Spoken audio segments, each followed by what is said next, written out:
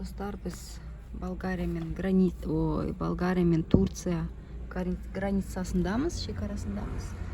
Флагтар тұр. Мына жерде осындай супермаркет бар екен, 24-7. Ана жерде ақылы дәретхана, платный туалет 1 евро тұрады. Неке, мына жерде пока связь ұстап тұр біздің T-Mobile европейский. Қазір Турция мен граница өткенде, шекара өткенде уже біздің T-Mobile істемейді.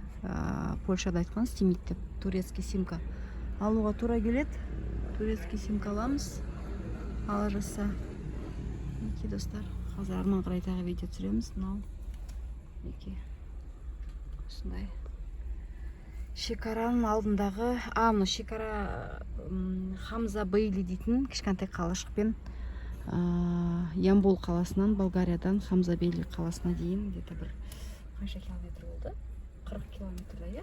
Что-то білмеймін. 40 километр. Турцияда ма? Болгариядан осы қалаға дейін. Здесь паромный переправ, вот написал, нет, он паромный переправаға да, кеше, получается, отправил. Жарайды достар, келесі видеоға дейін. Бұл Болгария мен Турция арасындағы Қазір тағы да шыққанда, прям мынау шекара.